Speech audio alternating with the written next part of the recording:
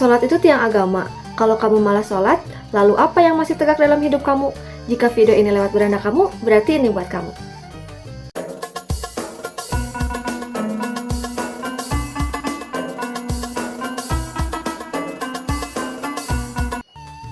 Halo semuanya, Assalamualaikum warahmatullahi wabarakatuh. Sebelumnya, perkenalkan nama saya Nela Sirahayu dengan NIM 209250145 dari program studi administrasi bisnis kelas 6.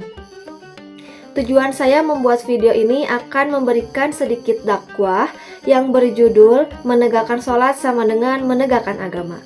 Tanpa berlama-lama lagi, mari kita langsung ke videonya.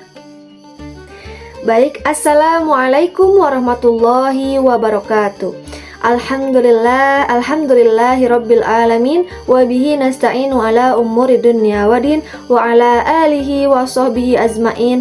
Rabbi sohri sodari wa yassirli amri wahlul uqdatam min lisani yafqahul qawli, amma ba'du. Pertama-tama dan yang paling utama, marilah kita panjatkan puji dan syukur kehadirat Allah Subhanahu wa Ta'ala yang telah memberikan kita kenikmatan sehingga kita bisa dapat berkumpul di dakwah online kali ini. Salawat beserta salam tidak lupa kepada junjunan alam, yakni Habibana wa Nabiyana wa Maulana Muhammad Sallallahu Alaihi Wasallam. Saudaraku yang dirahmati Allah, Rasulullah Sallallahu Alaihi Wasallam bersabda, As-salatu imanuddin, salat merupakan tiang agama. Barang siapa melaksanakannya, maka ia telah menegakkan agama. Dan barang siapa meninggalkannya, maka ia telah merobohkan agama. Bahkan ketika kita membaca rukun Islam yang kedua setelah syahadat itu adalah sholat, yang artinya akan ditolak keislaman seseorang walaupun ia telah membacakan asyhadu alla ilaha illallah wa asyhadu anna muhammadar rasulullah, tetapi ia tidak melaksanakan sholat, maka itu akan terlihat sia-sia. Na'udzubillahi min dzalik. Allah Subhanahu wa Ta'ala berfirman dalam Al-Quran surat Al-Ankabut ayat 45 yang berbunyi, Bismillahirrahmanirrahim. Utlu ma uhiya ilaika minal kitabi wa aqimis sholat. Inna sholati tanha anil fahsya'i wal munkar. Waladzikrillahi akbarullahi ya'lamu ma tasna'un. Shadaqallahul adzim. Dalam ayat ini menjelaskan tentang perintah untuk membaca Al-Quran dan menegakkan sholat, serta menegaskan bahwa sholat dapat mencegah dari perbuatan keji dan mungkar. Ayat ini juga menjelaskan keutamaan sholat sebagai ibadah yang paling utama dan menyatakan bahwa Allah Maha mengetahui segala perbuatan manusia. Lantas, untuk apa lagi kita masih menunda-nunda sholat? Saudaraku yang dirahmati Allah, mengapa sih sholat itu begitu penting? Yang pertama itu, sholat merupakan perintah dari Allah, bukan melalui perantara malaikat Jibril, melainkan langsung diperintahkan kepada Rasulullah Shallallahu Alaihi Wasallam ketika Isra Mi'raj. Hal ini menunjukkan betapa agungnya kedudukan sholat. Masya Allah, tabarakallah. Dan yang kedua itu, sholat merupakan penenang hati. Allah berfirman, Alladzina amanu tadma'inul qulub bidzikrillahi tanma'inul qulub. Ketahuilah, dengan mengingat Allah, hati menjadi tenang.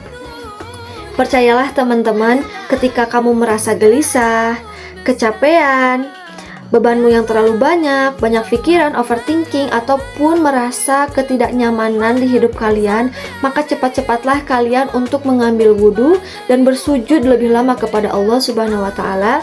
Maka kalian akan mendapatkan kenikmatan yang tiada tara. Nikmat mana lagi yang engkau dustakan? Fabi ayyi ala'i rabbikuma tukadziban. Tidak ada yang lebih nikmat dari nikmatnya khusyunya sholat. Dan yang ketiga, ada poin penting untuk kalian semuanya. Sholat itu adalah inti dari amalan kita semua yang bisa mengubah alur kehidupan kita di dunia maupun di akhirat.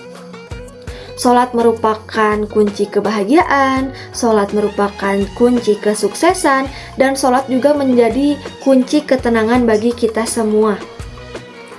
Dan yang terakhir, sholat itu merupakan amalan pertama yang akan dihisab. Lantas, untuk apa lagi kita masih menunda-nunda sholat? Teman-teman, jika sholatmu berantakan, lalu bagaimana dengan nasib amalmu yang lainnya?